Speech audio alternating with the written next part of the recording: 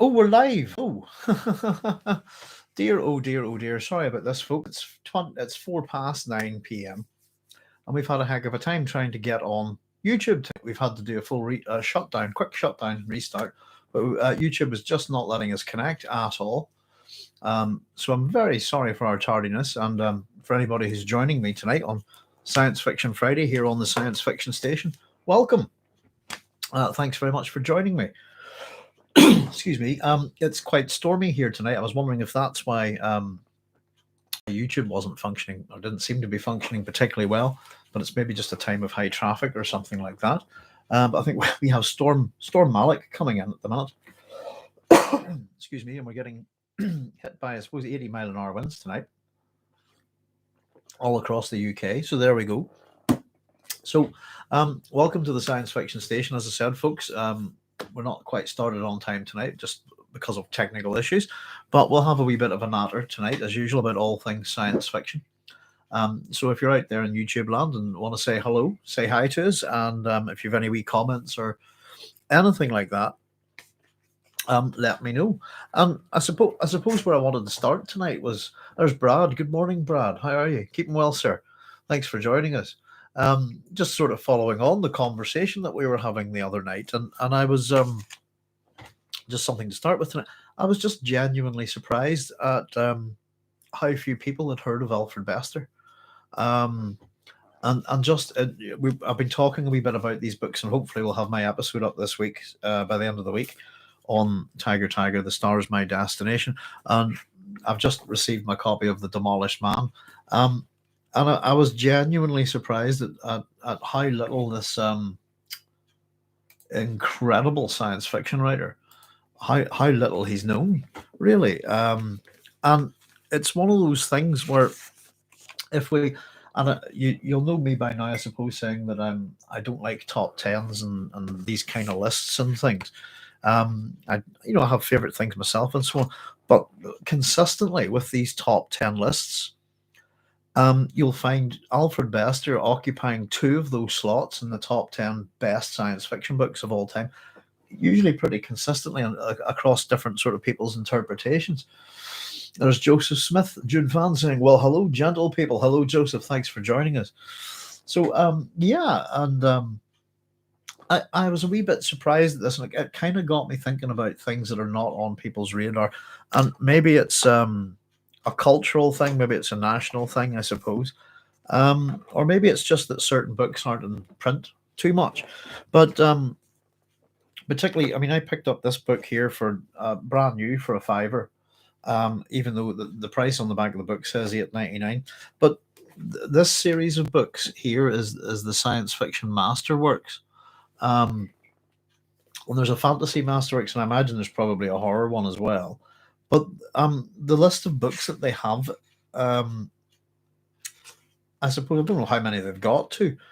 But if you run through the first, this is their, I suppose, in order of release, they've gone with their first 10. We've got The Forever War by Joe Haldeman, I Am Legend by Richard Matheson, Cities in Flight, James Blish, DeAndre's Dream of Electric Sheep by Philip K. Dick, The Star's My Destination by Alfred Bester at number 5, Samuel R. Delaney's Babel 17 at number 6, which is, I've read that, and I find it not a particularly great book, I have to say.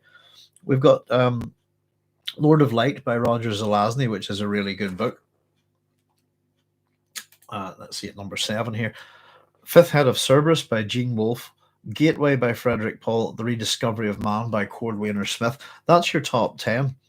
As I said, usually you'll find 2 of Bester's books within the top 10. The next 4, Last and First Men by Olaf Stapleton, Earth Abides by George R. Stewart, which is a book that can be read along with Dune. 13's Martian Time Slip by Philip K. Dick, and 14 is The Demolished Man by Alfred Bester. So of all of these authors, even within the science fiction masterworks,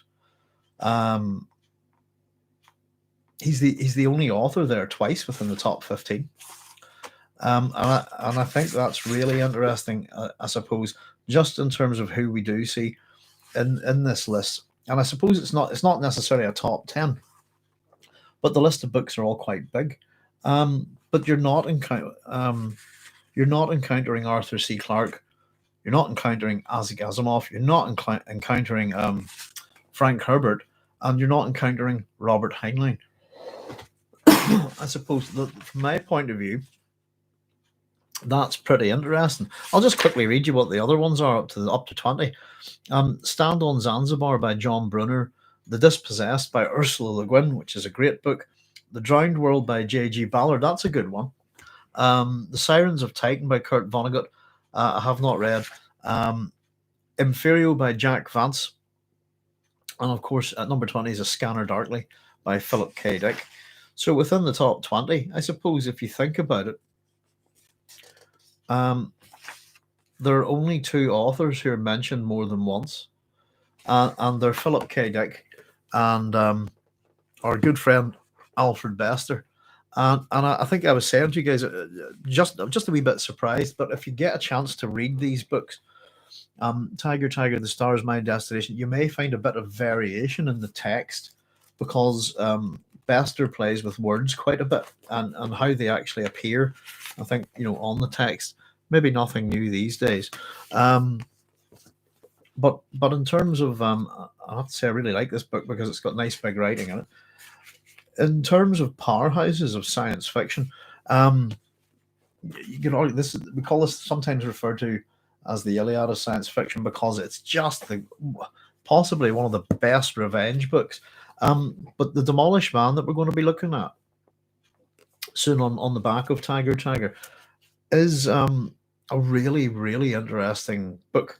And you don't have really a hero. He's an anti-hero, or he's the villain, I suppose, is your protagonist in this.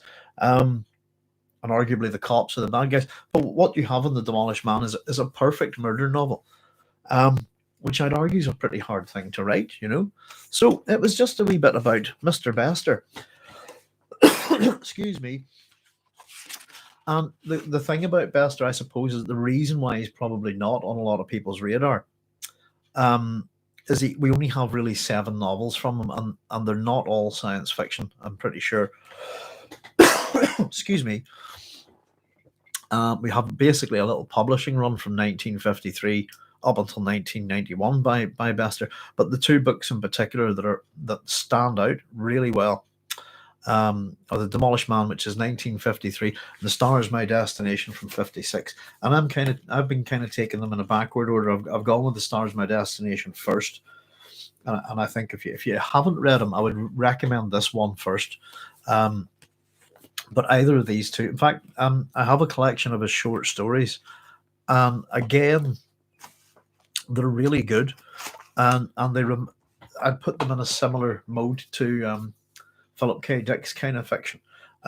So he's not quite as weird as Philip K. Dick. I mean, you'd be hard pressed to be as weird as Philip K. Dick, and I'm hoping that Philip K. Dick's an author that's on a lot of people's radars as well, But it was genuinely just a bit of a surprise. His books are really good, and from my point of view, having just read The Stars, My Destination, I think we talk about sometimes that science fiction dates quite quickly, and it's really to do with the advances of science and technology.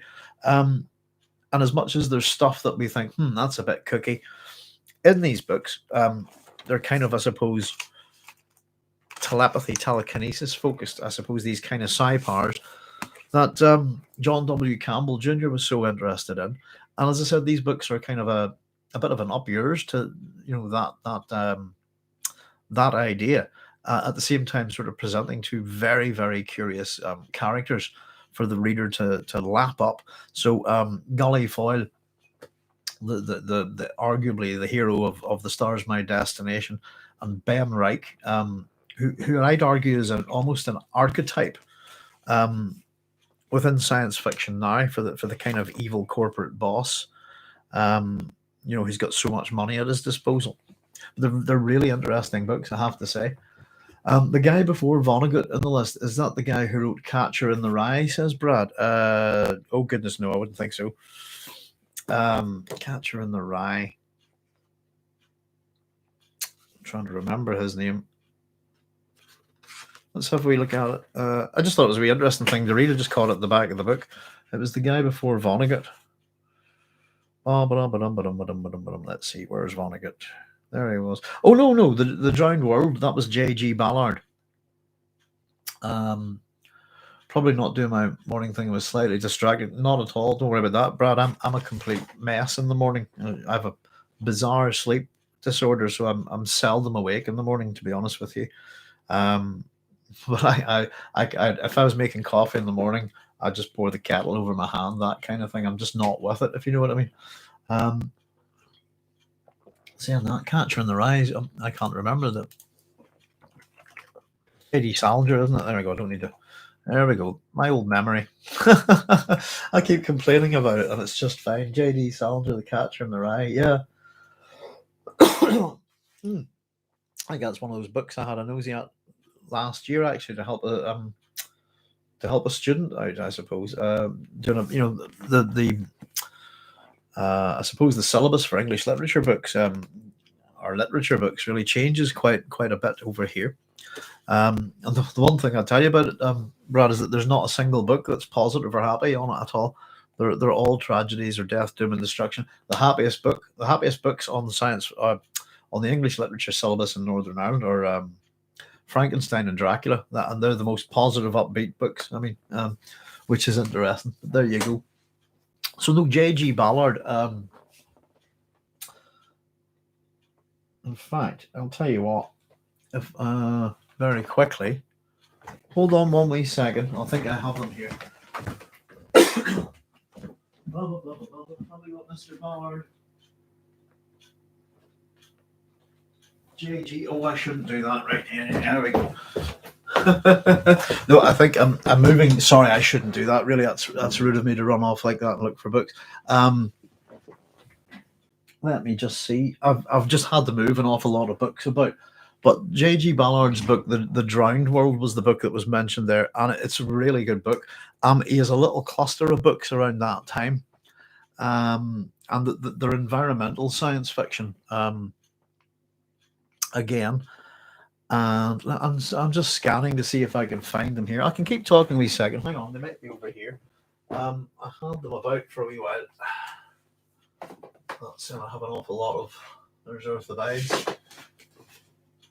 There we go. No, I don't. I think I've moved them downstairs, folks. They're quite obvious that I've actually got 3 very nice editions. No, they're not here, unfortunately. The Drowned World's a really good wee book. The good thing about Ballard's books that I've read, anyway, is that they're not too long, Brad. You can get through them pretty quick. Let me see. The little cluster ones that I bought were there's the Drowned World, and then there's the Crystal World. And again, they're different types of environmental disasters. And what was the other one?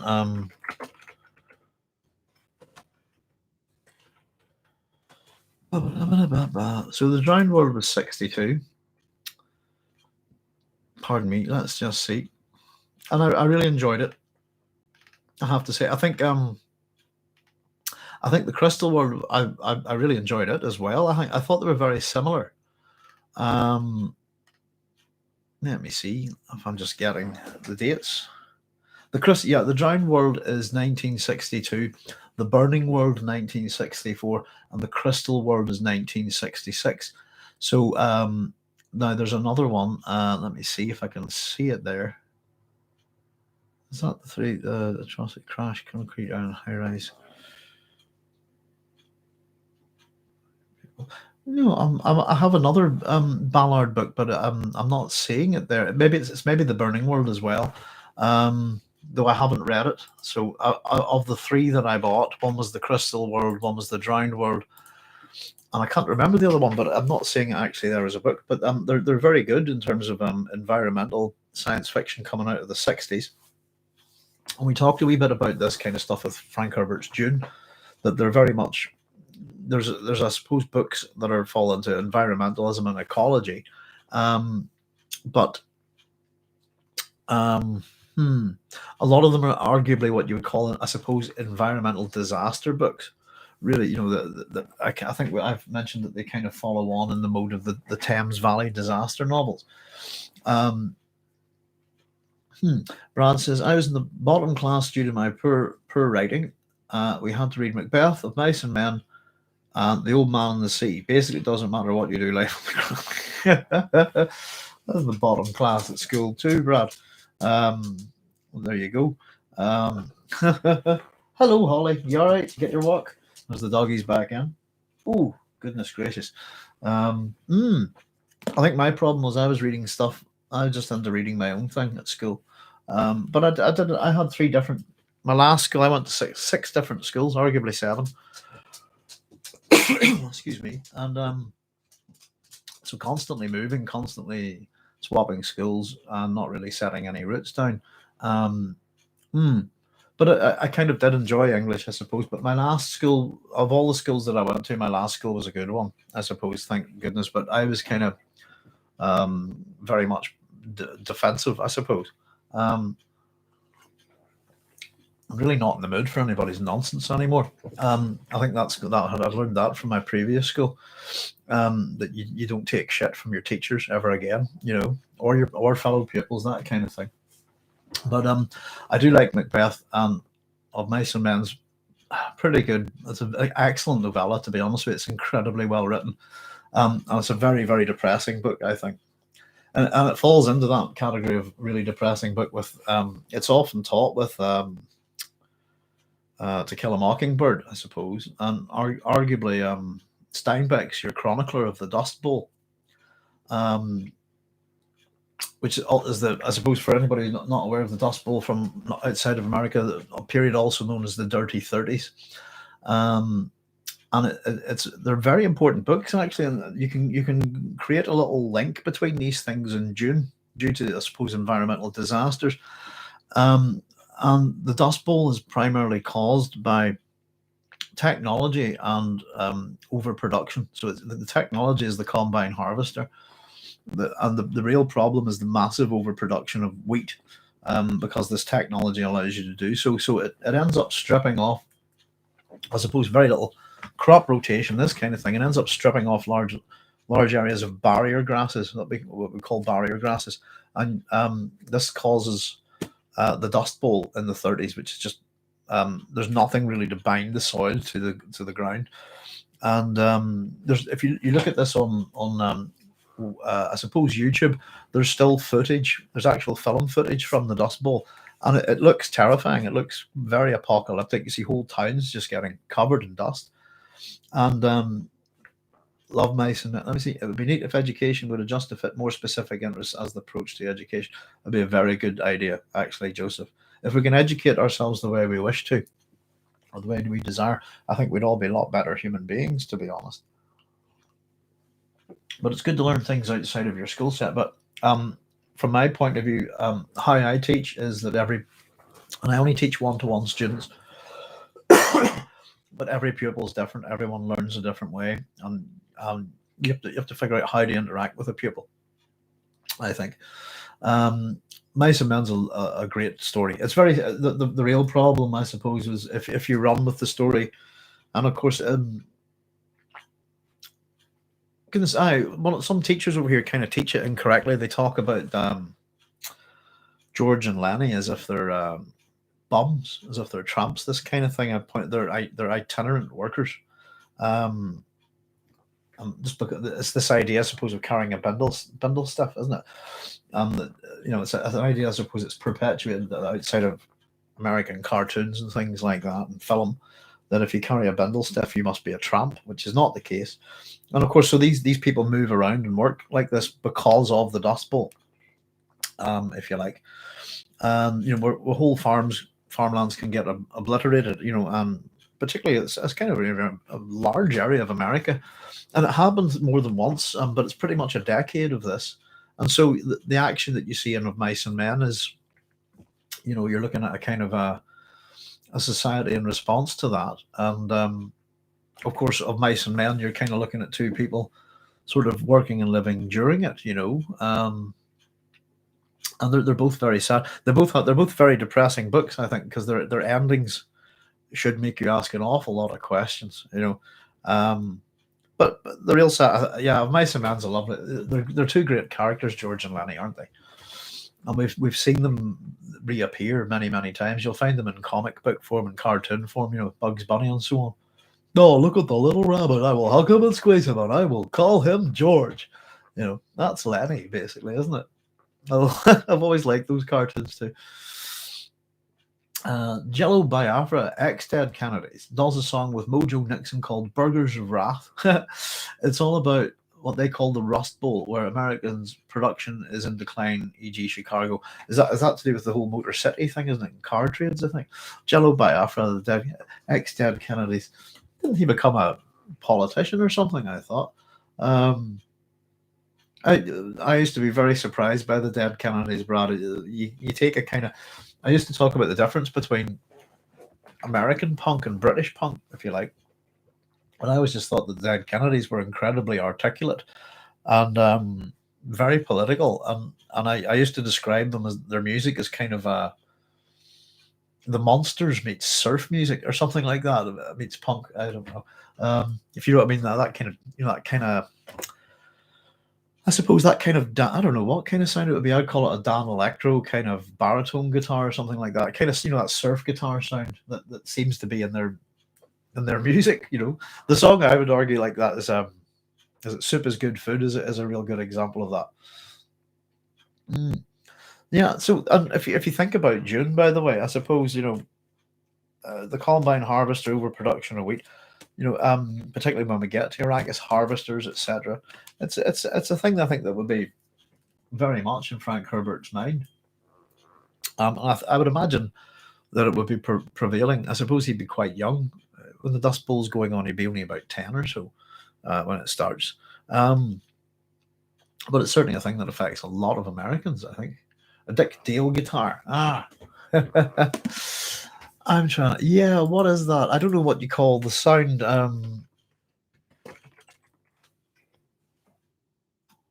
Yeah, he looks King of the Surf guitar. I don't know what's he playing there. He's got a Fender with 3 pickups, 3 single coils. Tremolo picking. Miserloo. Yeah, there's Dick Dale and his Deltones. There we go. The things that we find in conversation here, Brad, is great. There's Dan Electro. I think Dan Electro, if I'm not mistaken, is the inventor of the electric guitar. And their guitars have these. In fact, I nearly bought one actually. I wouldn't mind considering what a Dan Electro bass actually, but their guitars use these kind of lipstick pickups, and I think they naturally emulate that or naturally make that sound, if you know what I mean. But they're yeah, good guitars. Good. I suppose a guitar is as good as the person that plays it, you know. And I suppose we were chatting a wee bit there last week about trying to do a wee bit of incidental music for the station, and we've done a wee piece actually, and we're having a wee muck around with it. So hopefully, we'll never know. We'll maybe play a bit of it for you next time. See what you think. But we were just looking for a wee bit of something that could be used maybe as a theme tune or something like that, but also really just for a bit of background incidental music, you know. But there we go. And I'm just wondering, you know what, folks? It just popped into my head. Is there a good...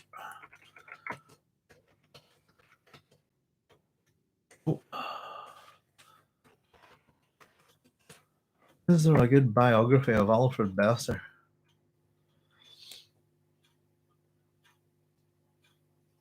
And it doesn't look like it, to be honest. Wow. Wow. Okay, that's incredible. If you check him out on Wikipedia, I think he's involved in quite a few things. Just thinking, there's a thing for a publisher. No More Fortunate Son, maybe. That bit at the start of our videos is just me and the drummer. Really, it's our intro from Fortunate Son. But I don't know. I was just looking for something a bit more science fiction-y, maybe. But we'll maybe keep it. I don't know.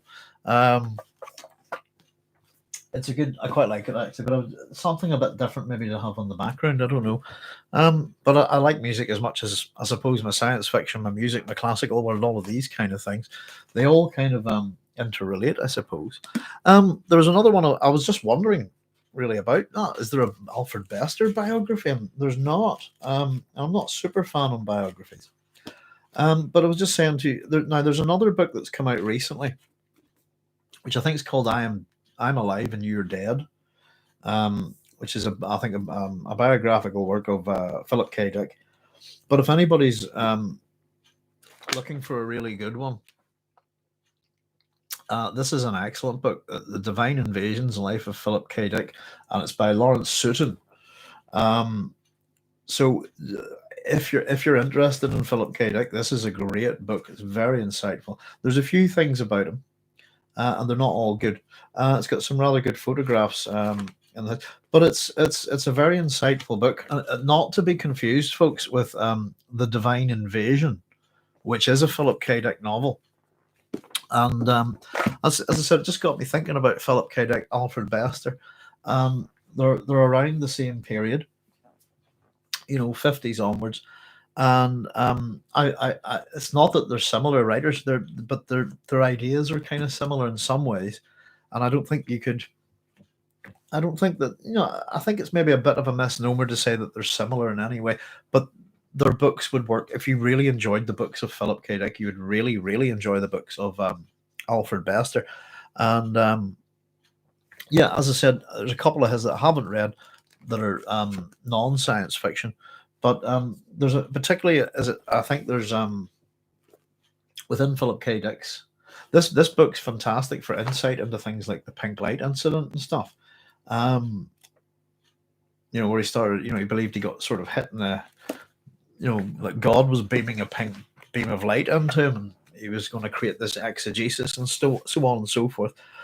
If you line that up with, I think there's 3 of Philip K. Dick's books that deal with this incident, and one of them is The Divine Invasion itself, and then there's Valis, which is a pretty famous book for if you know Philip K. Dick. It's one of the more notable ones, I suppose. Valis is his term for God, and it's a vast, active, living intelligence system, I believe. And I'm trying to remember what the other one is. But there's 3 books in particular that deal with this kind of. There's The Divine Invasion. Let's have a wee look. I don't know where my copy of Valis is. Must be downstairs. There's The Divine Invasion. And yeah, they're very strange books, I have to say, I think. Let's have a wee look. I wonder, can I spot the other one? There's Valis. Maybe A Scanner Darkly, possibly.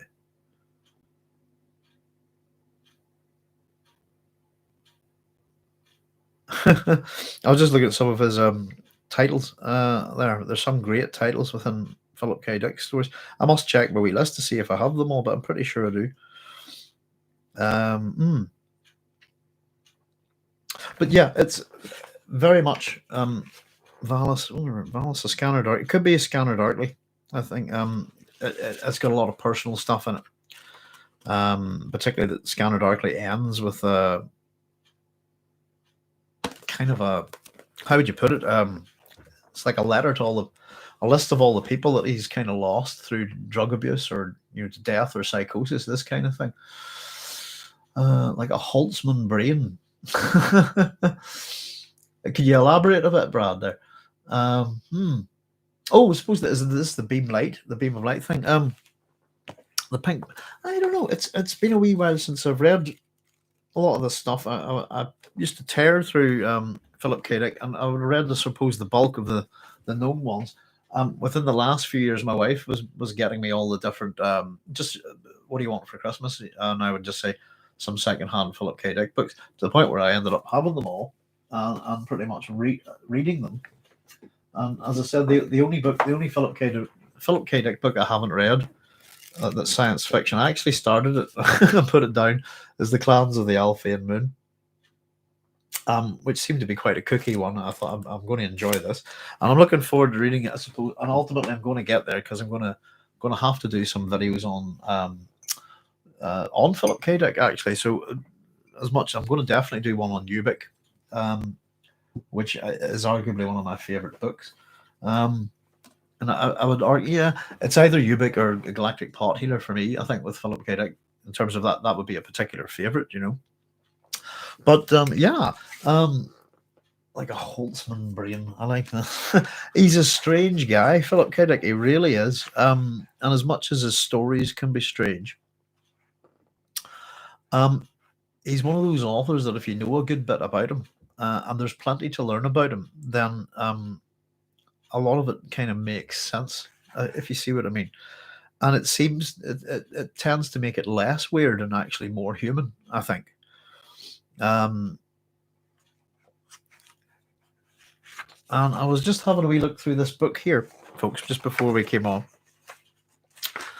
And I'm just going to hold it down here, but I was just the book has fallen to bits on me.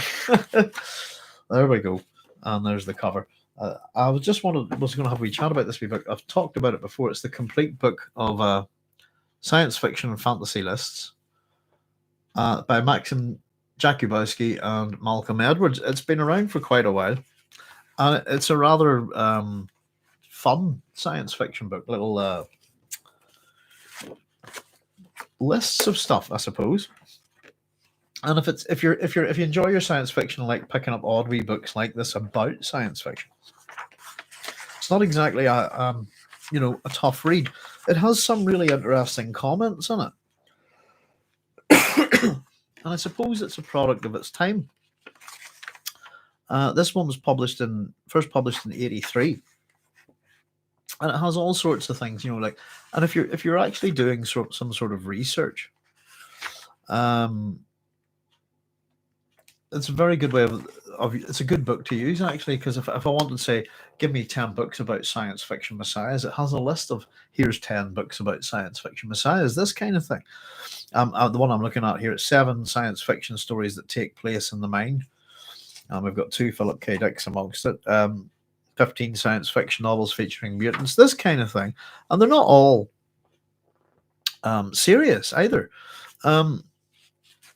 But there's a couple of them I wanted to point out, actually. There's one, I was talking about one the other day, actually, that it was to do with coffee. And I'm not sure if I've found it or not.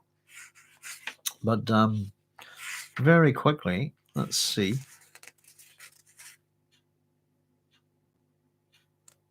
Other vast living entities.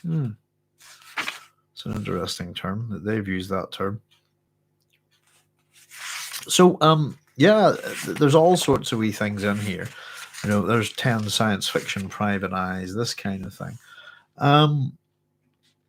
John Sladek's list of 7 great unexplained mysteries of our time with explanation. There's a real good sense of fun to it there.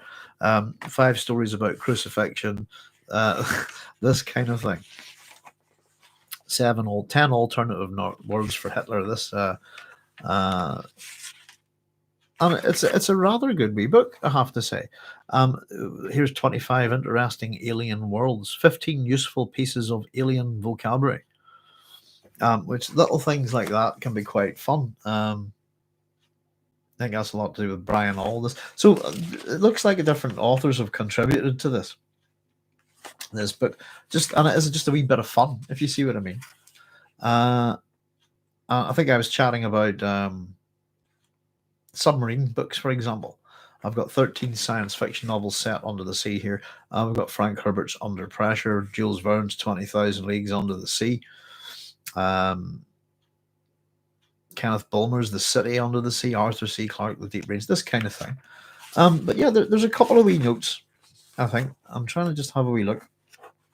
I'd find something quite odd a couple of times, and I'm just having a wee quick through. If I can't find it, I just managed to grab this book before coming online. And it even has, for example, 5 most useful science fiction reference books, immediately followed by 5 fairly useless reference books. So, as I said, it sometimes is a wee bit funny. Bear with me a wee second. Just see, and it also has a long list within the middle of the book, I suppose. For those who are interested, it has a long list of Hugo and Nebula award winners. Excuse me, ordered by year with the nominations, and that's also quite a useful little thing if you're into this kind of stuff. If we just go to 1965, then let's see, what have we got? The Hugo Awards and nominations: Best Science Fiction Novel and Call Me Conrad and June are both joint winners. They were up against The Moon is a Harsh Mistress, Skylark de Quesnay, and Squares of the City. And of course, you got the Nebulas there as well. Boltzmann brains are a Boltzmann are a hypothesized self-aware entities that arise due to random fluctuations out of a state of chaos. Huh. I've not heard. I thought you were misspelling Holtzman there, Brad. I've not heard of that. Let's see. Holtzman. Let me see what you just say there. Boltzmann brains. That sounds fun. A Boltzmann brain. Thought experiment. Right, gotcha.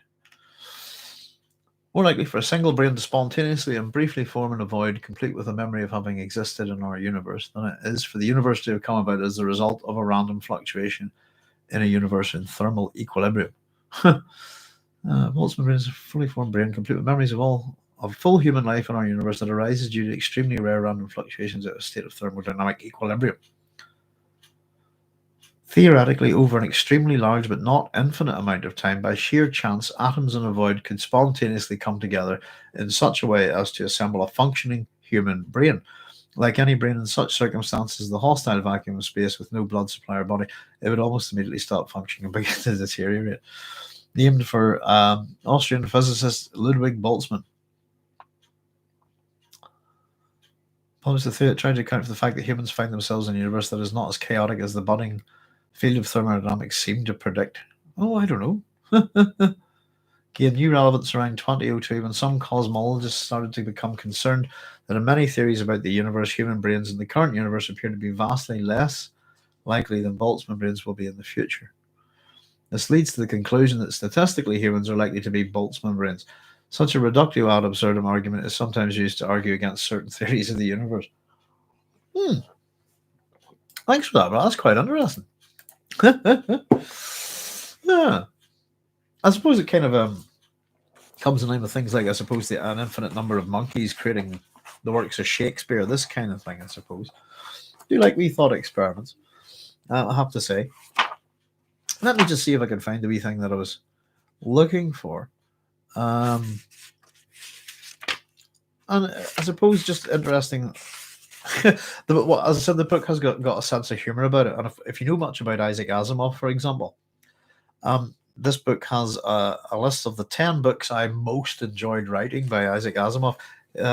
He's a very, very much a self-promoter, isn't he? Authors, let me see now. Sorry, it's hateful when you don't get a wee bit of time to prepare, and you have to kind of grab something and see if you can find but particularly in a book of lists, I do apologize.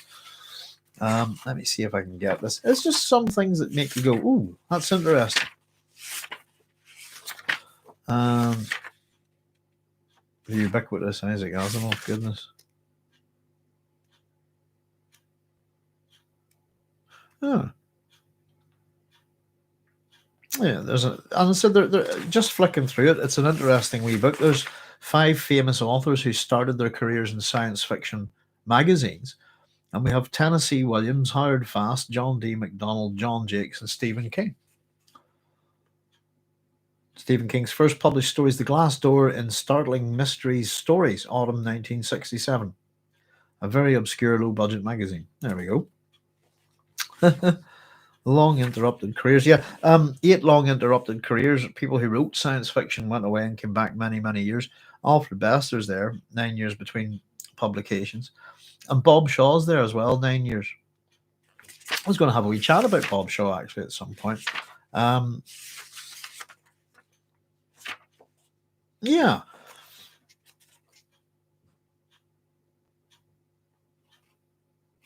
Let me see. Bob Shaw. Do we? Oh, that was where I was going with that. There we go. I found something actually there, folks. Let me see. Have we got any Bob Shaw here? Again, Bob Shaw's an author you probably haven't heard of, and we'd package him with James White.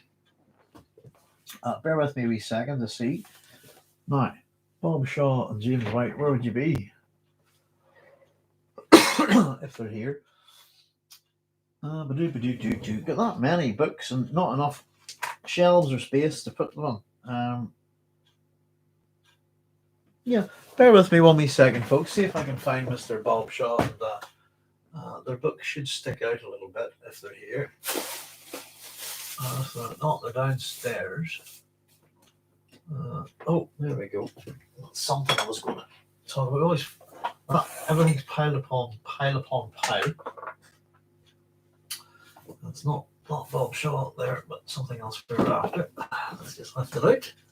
Hopefully we don't have everything come flying down on top of us, which is quite likely. It happens quite often. There we go. No, sorry, I have to say they're not here. Need to get a bit better organised. It's been one of those days today, actually. That's the other book I was looking for, actually. The Philip K. Dick biography, I'm Alive and You're Dead, A Journey Inside the Mind of Philip K. Dick. And that's by Emmanuel Carrera. I don't rate that book as good as the other biography on the Divine Invasions. I think it's much better. Let me see. Yeah, it's interesting, I suppose. We have indeed learned something new today. It's a good thing to do, I think, Joseph. If you can learn something new every day, it's a good thing to try something new. Bob Shaw, yeah. Bob Shaw, we're just coming up to, I suppose, the anniversary of Bloody Sunday in Northern Ireland, which is generally considered a massacre by the British Army. It's one, in fact, the same regiment went around doing more than one massacre. But it's interesting that it's to do with it was all to do with the civil rights march, civil rights movement in Northern Ireland, which collapsed and failed. Mainly due to things like that. And I suppose Bob Shaw, who we were just mentioned there, just because he appeared in the book, Bob Shaw and James White would be the two Northern Irish. I agree, says Joseph. Well, folks, I'm off to my lunch with my son. Be well. Save to yourself, Joseph, and have a nice lunch with your son. I'll be finishing early tonight, folks, by the way, because it's my son's birthday coming up. So I'm just on for a wee bit of a natter tonight, and we'll not keep it too long. So I hope you enjoy your lunch, guys. I'll chat about these two gentlemen in a bit more detail later, I suppose, because I'm hoping to put a. I was going to do a joking episode for the science fiction station on Northern Irish science fiction and just have tumbleweeds going by. Because as I said, we don't produce science fiction here, but we have done, and we've had a couple of science fiction writers, and arguably they're virtually unknown here, but that's who they are: Bob Shaw and James White. And Joseph said, "Happy birthday." I'll pass it on. He's snoozing next door. He's had a hard day's work. But thank you very much. Yeah, I suppose this basically the civil rights movement collapsed in Northern Ireland, and oh goodness, basically these two writers were Northern Ireland science fiction writers up until a point. They're both deceased now, I think. And I think there's actually a little locally run James White Award for new science fiction writers, but it's a very small key thing, a very small community thing up in Belfast. I'm just quickly popping these guys into the. Let me see. There we are. So yeah, whenever interesting enough, folks, I was about for those of you who know me, of course, doing my PhD on June, and I very nearly did it on a couple of other things. I had a PhD accepted from the Open University, I think, on goodness gracious, where are we? On Irish mythology and Greek mythology, etc. But the funding where I was at to do my PhD was looking for American authors or Irish authors and in a certain category, 20th century. And the one that I was going to go with was James White. Now, if you want to look him up on Wikipedia, you'll see a nice wee picture of him now. Born 1928, died 1999. And he would have worked at Shorts for a while, which is the aircraft manufacturers in Belfast. And he's a very interesting guy, but it's his Sector General series of books that he's most noted for. And I think they're quite well known in America. And they've been, I suppose they've been imitated quite a bit. And quite interestingly, I think they're anti-war books, and there's a real sense of they're almost pacifistic science fiction, and there's a sense that they're written in a response to the troubles from Northern Ireland. And in terms of, I suppose, publication dates, I'm not too sure here. I'm just having a wee quick nosy. But there you go. Code Blue, let me see. I think he passed away in 1999. So he was working consistently away through there, I think, from the 1960s onwards. And 1, 2, 3, 4, 5, 6, 7, 8, 9, 10, 11, 12 books in the what is it called? The Sector General series. And I think he's quite an interesting character himself. And at the time when I was in the area, actually, where he'd retired to, a friend of mine had sort of offered to introduce me to the family. If you see what I mean. So the other one's Bob Shaw, and again, he passed away in 1996, and he was a Hugo Award nominee. And again, I think he worked in.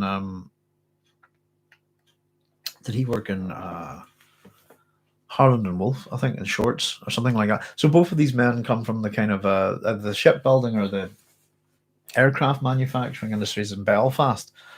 And they're interesting, as I said. Much as I always joke about them, about science fiction writers from Northern Ireland, we do have two. As I said, they're both passed away. But oh, you all right, Holly? Oh dear, that's my dog having a bit of a. Goodness, are you gonna sneeze? I don't know what she's at. You all right, Pet? Yeah. Okay, that was odd. Yeah, as I said, I'm just looking through this bit. So hopefully, just it was just that they popped up there. That's who Bob Shaw being mentioned there. These are the two Northern Irish science fiction writers. And as I said, we haven't, outside of these two men, we haven't produced science fiction at all. We don't do it. And I think often, I said, it's to do with the nature of our society. But I different wee pieces here. The thing I was looking for, I suppose, I haven't been able to find here tonight, but I'll bookmark it for the next time. And I suppose it was just a bit about the times and how they change. But it's one of those wee books I just picked up. I said it's the glue's all gone on it. I'll have to get the sellotape out.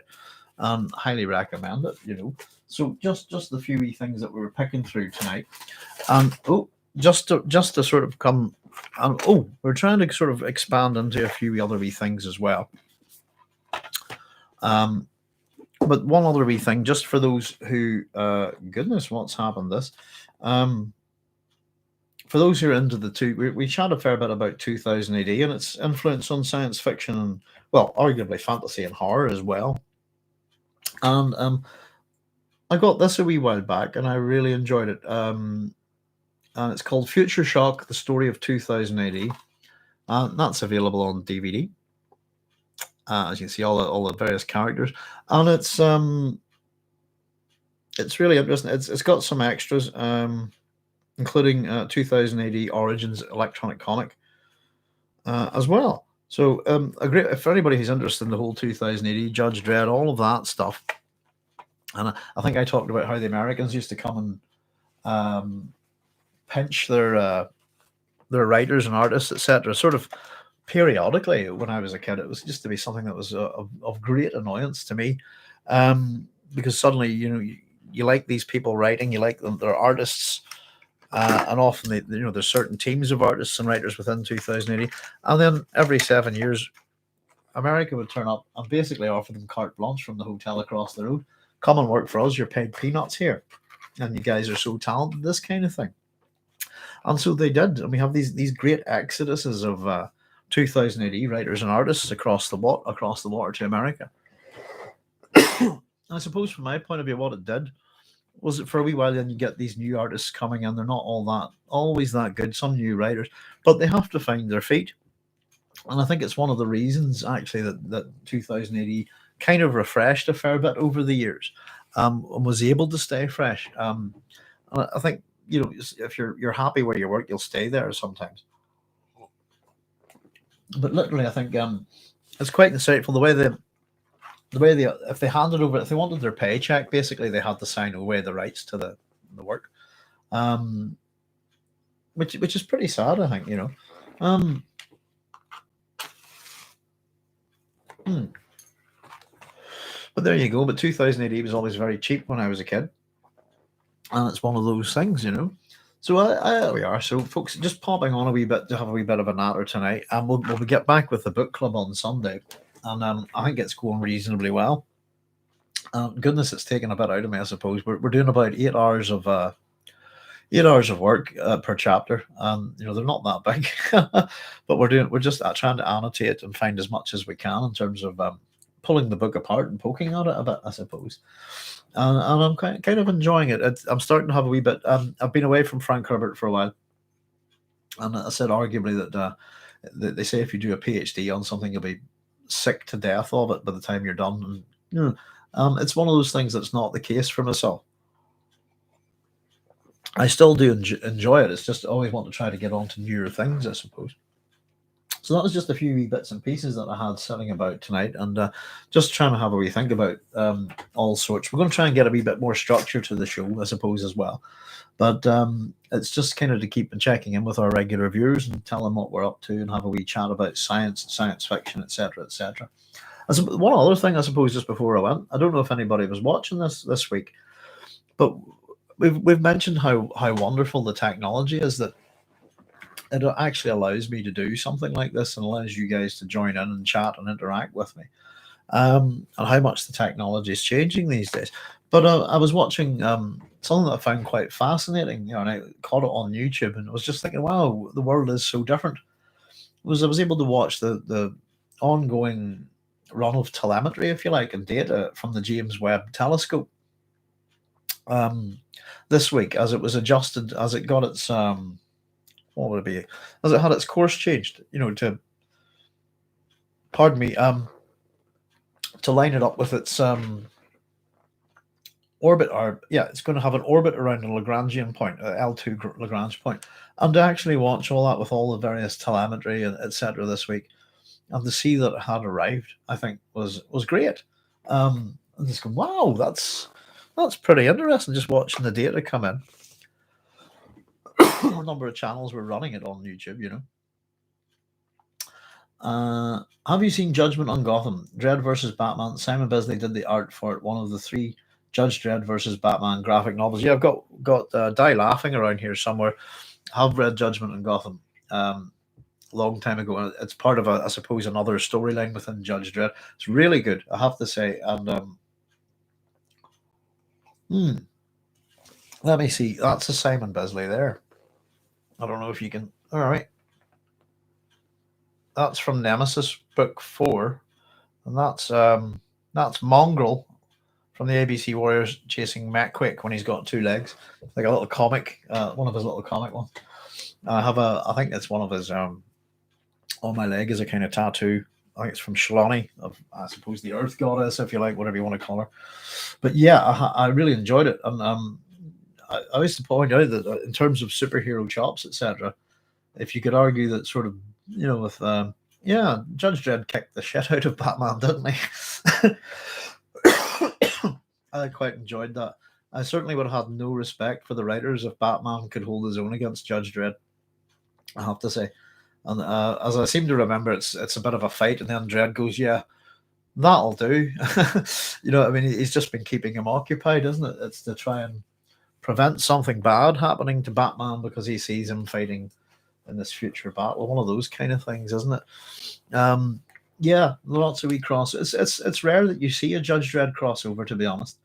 And I'm a big fan of Simon Bisley's, I have to say. He was up at the Belfast. I suppose we kind of have a Comic-Con here now. And it's not been going for too long. But we just take our son up to it, and a few of these 2000 AD artists are about, but they're signing and selling prints for money that I certainly can't afford. And you kind of want to go up and chat to them, but they're there to do business, I suppose. But yeah, Simon Bisley's excellent, and is it particularly if you ever look at Nemesis the Warlock, Brad? I don't know if you've read it. There's 10 volumes of it, and I suppose that would be Brian Talbot doing some of the stuff initially. Brian Talbot from The Adventures of Luther Arkwright and stuff like that. Let me see. What was I thinking? Aye, Simon Bisley. What was it? He did book 4, I think, of which is where that tattoo comes from.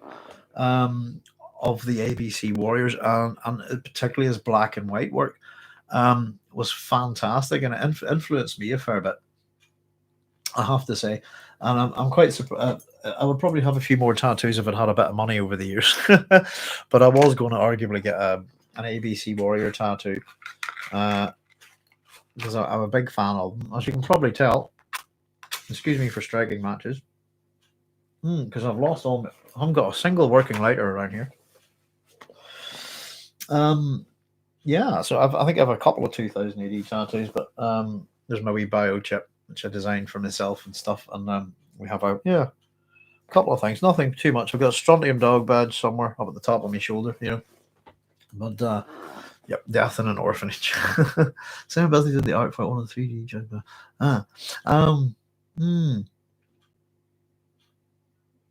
Yeah, goodness, I wouldn't mind reading them again, actually. It's been a while, and I really don't have any comics left. As I said, I gave almost all my comics to one of my students. I've got a small collection of Strontium dogs that have been American colored ones that look so bad colored. As I think I was chatting about the new Halo Jones books that I got not too long ago that have been colored by, I think, an American colorist. I don't know. It's a very funny look to some of the comics, but certain comics look really good in black and white, and I don't think they should be colorized at all.